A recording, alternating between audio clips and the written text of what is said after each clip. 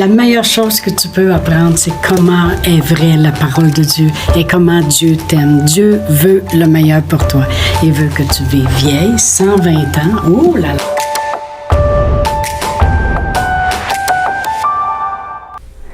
Bonjour, bienvenue à Inspiration. Et oui, nous voilà de retour et maintenant, on a changé un petit peu la façon de notre programmation qui est une fois semaine, le mercredi en diffusion, que vous aurez le temps amplement pour l'écouter, mais on veut qu'à chaque mois, il y aura un thème et on va demeurer sur le même thème. Alors, pendant ces 4 capsules, nous allons parler des esprits au service de Dieu. Et vraiment, l'écriture de base sur laquelle nous allons à propos de ce titre, ça se trouve dans Hébreux 1, verset 14, qui dit « Ne sont-ils pas tous des esprits au service de Dieu, envoyés pour exercer un ministère en faveur de ceux qui doivent hériter du salut. » Alors, on doit comprendre une chose, ces esprits que la parole de Dieu parle, on parle ici du ministère des anges. Alors, lorsqu'on parle des esprits au service de Dieu qui sont envoyés pour faire un ministère en faveur de ceux qui doivent hériter du salut, on parle des anges. Et une chose très, très importante qu'on doit remarquer tout de suite en commençant avec ce verset-là, c'est « au service de Dieu ».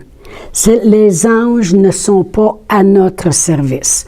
Il y en a des fois qui disaient « Ah, moi, j'ai dit aux anges d'aller me faire telle affaire, j'ai dit aux anges de faire telle chose. » Non, ils ne sont pas à notre service. Ils sont au service de Dieu, envoyés par Dieu pour exercer un ministère en faveur de ceux qui doivent hériter du salut. Alors, autrement dit, on ne commande pas les anges. On fait quoi? Je vais vous le montrer par la parole de Dieu.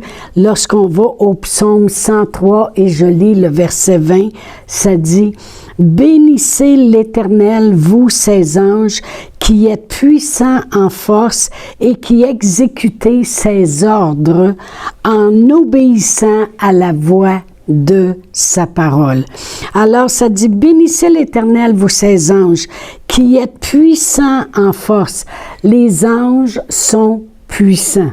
OK? On va le voir dans notre série sur les esprits au service de Dieu. Et qui exécutait ses ordres. C'est Dieu qui donne des ordres. Ce n'est pas nous qui donnons des ordres. Comment qui exécute les ordres de Dieu? En obéissant à la voix de sa parole. Alors, autrement dit, vous savez que Dieu et sa parole font un.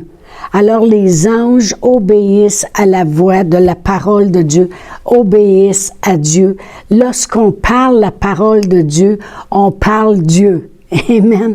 Parce que Dieu et sa parole font un. Alors, on parle à la manière de Dieu lorsqu'on parle la parole de Dieu avec la foi comme Dieu la parle lui-même. Mais là, les anges obéissent à la voix de la parole de Dieu. Amen. Alors, les anges obéissent à la parole de Dieu. Et dans le psaume 103, comme on vient de voir, la Bible dit qu'ils sont puissants en force. Il y a une chose qu'on doit comprendre avec Dieu. Premièrement, dans Genèse 17.1, lorsque Dieu parle à Abraham, il dit « Je suis le Dieu Tout-Puissant ». Alors, toute puissance vient de Dieu. Toute puissance vient de Dieu. Il est le Dieu Tout-Puissant. Alors, lorsqu'on parle du Saint-Esprit, lorsqu'on parle de sa parole, lorsqu'on parle des anges, c'est officiel qu'ils vont être puissants. Parce que tout ce qui vient de Dieu est puissant. Il est le Dieu Tout-Puissant. Le Saint-Esprit, dans Actes 1.8, la parole de Dieu nous dit que Jésus a parlé, puis il a dit « Vous recevrez une puissance, le Saint-Esprit venant sur vous. » Alors, le Saint-Esprit vient de Dieu, c'est l'Esprit de Dieu. Qu'est-ce que c'est? Une puissance. Pourquoi? Parce que c'est le Dieu Tout-Puissant. Sa parole est puissante. Dans Romains 1.16, même Hébreux 1.3, ça dit sa parole toute puissante, que la parole de Dieu est une puissance de Dieu. Alors c'est officiel. Puis là, on vient de lire que les anges sont puissants en force. Amen. Alors, les anges obéissent à la parole de Dieu, parlée par la foi. Les anges sont puissants en force et après ça, ils exécutent l'ordre que Dieu leur donne en notre faveur. Merci Seigneur. L'apôtre Paul comprenait la puissance de Dieu. Dans Éphésiens 1, versets 19 et 20, il dit « Et quelle est envers nous qui croyons l'infinie grandeur de sa puissance, se manifestant avec efficacité par la vertu de sa force. Sa force, il l'a déployée en Christ, en le ressuscitant des morts et en le faisant asseoir à sa droite dans les lieux célestes. » Qu'est-ce que ça veut dire? Ça veut dire quand notre Seigneur Jésus-Christ est mort à la croix, toute la puissance, l'infinie grandeur de sa puissance a été manifestée. Ça veut dire que sa parole est en action, sa parole est puissante. Les anges étaient à l'œuvre, les anges sont puissants en force. Le Saint-Esprit, la parole de Dieu dit, c'est le même Esprit qui a ressuscité Jésus vit en moi. Alors on sait que le Saint-Esprit, c'est une puissance. Toute sa grandeur de sa puissance a été manifestée à la résurrection de notre Seigneur Jésus-Christ.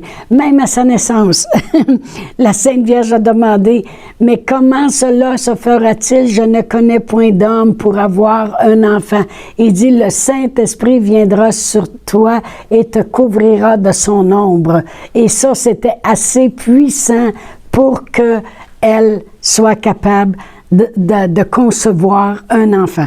Pouvez-vous imaginer la puissance de Dieu? Alors, lorsqu'on parle des anges, je veux vraiment établir des choses. Les anges sont puissants en force. Alors, parce qu'on va donner des exemples, on va parler des anges, et puis, pourquoi? Parce que les gens oublient cette grande puissance qui est là aussi, prête à se manifester pour nous. Amen. Les anges étaient continuellement dans le décor pendant que notre Seigneur Jésus-Christ était sur la terre. De sa naissance à sa mort, les anges étaient là. Amen. Pourquoi? Pour faire du ministère en faveur de notre Seigneur Jésus-Christ, qui était devenu Fils de l'homme, qui était devenu un humain qui a laissé sa divinité pour venir ici sur la terre. Amen. Alors, cette traduction qui dit « Ne sont-ils pas tous des esprits au service de Dieu, envoyés pour faire un ministère en faveur de ceux qui doivent hériter du salut ?» Dans une autre traduction, ça se lit comme ceci. « Il est évident que tous les anges sont envoyés pour aider ceux qui sont enlignés pour recevoir le salut. » Merci Seigneur. Moi, je suis contente qu'un jour j'étais enlignée pour recevoir ce que notre Seigneur Jésus-Christ a accompli à la croix. Et à cause de cela, la Bible a dit, il est évident que tous les anges sont envoyés pour aider ceux. Ils sont notre aide, ils viennent pour nous aider. Comment le font-ils? Par la voix de la parole de Dieu, en obéissant aux ordres que Dieu leur donne en notre faveur. Merci Seigneur. Dieu est tellement bon. Il a déployé sa puissance, son amour, il a tout déployé pour nous aider. Amen, gloire à Dieu. Le Saint-Esprit, ça dit qu'il vient au secours de nos faiblesses. Dans Romains 8, 26, ça dit, il vient au secours de nos faiblesses dans nos prières parce qu'on ne sait pas tout ce qu'il convient de demander. Mais l'Esprit Saint lui-même intercède. Voyez-vous, les anges viennent nous aider. Le Saint-Esprit est là pour nous aider. Dieu a déployé sa puissance pour nous. Alors, merci Seigneur. Si je regarde à notre Seigneur Jésus-Christ, je peux voir une chose qu'ils étaient là depuis le début, comme j'ai dit, et ça nous démontre que nous aussi, les anges sont là. Parce que Jésus, c'était le Fils de l'homme, puis les anges étaient là à sa naissance. Un ange a apparu à Marie et lui a apporté la bonne nouvelle. Alors l'ange lui a dit, tu vas enfanter un fils et tu l'appelleras du nom de Emmanuel, Jésus, Dieu avec nous. Amen. Et il y a un ange aussi qui a parlé à Joseph, parce que Joseph, quand il a vu que Marie est enceinte, il se préparait pour rompre avec elle, sachant qu'il n'avait pas couché avec. Et en songe, un ange lui a parlé. Qu'est-ce que ça veut dire? Est-ce qu'un ange peut te parler dans un songe? Oui, puisque Joseph, un ange, et la parole de Dieu nous dit dans Matthieu 1,20, un ange lui apparut en songe et s'étant réveillé, verset 24, après ça, Joseph a fait ce que l'ange lui avait dit. L'ange lui avait apporté un message, lui avait dit, ne romps pas avec elle parce que c'est de Dieu, elle est enceinte et tout le kit. Et Joseph s'étant réveillé, il a fait ce que l'ange lui avait dit de faire. Amen. Alors, pour la naissance de Jésus, déjà les anges sont à l'œuvre. Et lorsqu'il est venu au monde, les anges ont apparu aux bergers pour leur annoncer une bonne nouvelle, puis on dit paix sur la terre aux hommes de bonne volonté. Voici la bonne nouvelle, c'est qu'aujourd'hui, dans la ville de Bethléem, est né un enfant. Vous le trouverez emmailloté. Il apportait un message et il était encore impliqué là pour annoncer aux bergers qui étaient dans le champ que le Sauveur venait de naître. Durant sa vie, Jésus, lorsqu'il a commencé son ministère, il avait jeûné pendant 40 jours. Et la parole de Dieu nous dit dans Matthieu 4,11 qu'après avoir résisté au diable à la tentation, ça dit que les anges sont venus et l'ont servi. Wow! Alors, les anges étaient impliqués durant la vie de Jésus. À sa mort, un ange, avant qu'il meure, la veille, lorsqu'il priait, ça dit qu'un ange est venu puis il l'a réconforté. Parce que lui-même, Jésus disait, faut-il vraiment que je boive cette coupe?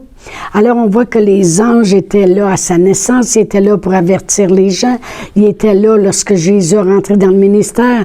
À sa mort, les anges sont là, même après que il est mort, ça dit que lui-même, Jésus, juste un peu avant ça, il avait dit à Pierre, je pourrais invoquer mon Père qui enverrait 12 légions d'anges pour me prendre si je voudrais, mais non, je dois passer par la croix. Et il est mort. À sa résurrection, un ange est venu, puis il a roulé la pierre, puis il s'est assis dessus. Il attendait. Puis lorsque les saintes femmes sont arrivées, l'ange leur a parlé, puis il a dit, « Qui cherchez-vous? » Ils ont dit, « On cherche Jésus de Nazareth qui avait été enseveli ici. Nous sommes venus avec des parfums et tout ça. » Alors les anges sont impliqués. Après ça, lorsqu'elles ont rentré à l'intérieur, il y avait un ange assis aux pieds, puis un ange assis à la tête. Et le linge qui avait recouvert le visage de Jésus était plié, puis était mis là. Puis on dit, ne cherchez plus, il est ressuscité. Amen. Les anges sont là. Au ciel, la parole de Dieu dit dans Hébreux 1,6 que les anges l'adorent. Amen. Alors vraiment, les anges étaient là au début, les anges étaient là pendant qu'il faisait son ministère, les anges étaient là à sa mort, les anges étaient là à sa résurrection, puis les anges sont là au ciel et l'adorent. Et à son retour, la parole de Dieu nous dit que les anges vont sonner de la trompette. Encore une fois, ils sont impliqués. Ce que je veux que l'on voit lorsqu'on parle des anges, ils sont puissants en force, ils obéissent aux ordres de Dieu, à la voix de sa parole, et ils font du ministère en notre faveur. On a besoin de quelque chose. Sachez que les anges sont présents parmi nous. Amen. Lui-même, Jésus a dit, je vais le lire ici dans Jean 1, verset 51, il dit, et il lui dit, en vérité, vous verrez désormais le ciel ouvert et les anges de Dieu monter et descendre au-dessus du Fils de l'homme. Qu'est-ce que Jésus disait? Il disait, désormais, là, préparez-vous. Vous allez voir le ciel ouvert et les anges de Dieu qui vont monter puis qui vont descendre. Ils partent, ils obéissent aux ordres de Dieu, ils viennent faire ce qu'ils ont à faire, puis ils retournent. Ils montent, puis ils descendent continuellement. Trop souvent, nous oublions le ministère des anges.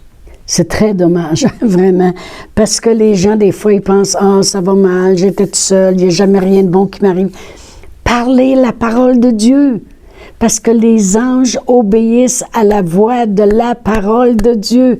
Parlez la parole de Dieu. Ils obéissent, les anges sont à l'œuvre. On a un ministère qui travaille en notre faveur. Quand Jésus a dit, je pourrais juste invoquer mon Père, puis savez-vous ce qui arriverait? Il enverrait 12 légions d'anges pour venir me prendre puis m'emmener. Voyez-vous que les anges vont obéir à la parole de Dieu. On n'est pas seul. On a besoin d'aide si on parle la parole de Dieu. La parole de Dieu s'accomplit, le Saint-Esprit est à l'œuvre, mais on a aussi le ministère des anges à l'œuvre dans notre vie. Amen. Et ils sont puissants en force.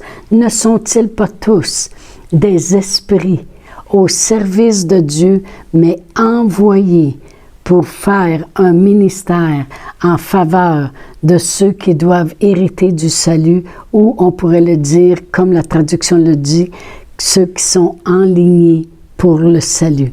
Amen. Alors, dans Hébreux 2, voyons, Hébreux, je n'étais pas dans le bon livre, dans Hébreux 2, et si je lis à partir du verset 1, je vais tourner. Hébreux 2, verset 1, ça dit « C'est pourquoi nous devons d'autant plus nous attacher aux choses que nous avons entendues, de peur que nous soyons emportés loin d'elles. Car si la parole annoncée par des anges a eu son effet, » les anges, quand ils ont annoncé la parole à Marie, ils ont eu son effet. Quand les anges ont annoncé aux bergers qu'un enfant venait de naître, un sauveur, la parole a eu son effet. Et si toute transgression et toute désobéissance a reçu une juste rétribution, comment échapperons-nous en négligeant un si grand salut? Pourquoi j'ai décidé de faire une série sur les anges? Parce que premièrement, les anges, ce ministère-là est mal compris. Mais lorsqu'on comprend l'amour de Dieu, la puissance de Dieu et comment Dieu peut nous secourir par les anges qui obéissent à la voix de sa parole, montent et descendent et viennent faire un ministère en notre faveur. On les voit peut-être pas, mais ils sont là faisant un travail pour nous. Alors, on continuera dans notre prochaine capsule à parler des anges. À la prochaine. Chantal Paulus est avec vous tous les jours du lundi au vendredi sur Facebook et YouTube. Vous pouvez écrire à Chantal en privé sur Messenger. Si vous avez manqué une capsule, retrouvez-la sur la section vidéo de Facebook ou sur YouTube si vous désirez faire un don par Interac. Voici l'adresse courriel capsule.inspiration au pluriel @gmail.com. Le mot de passe est inspiration au pluriel. Vous pouvez aussi faire un don par www.eslr.org/dons. Veuillez indiquer en mémo Capsule Inspiration.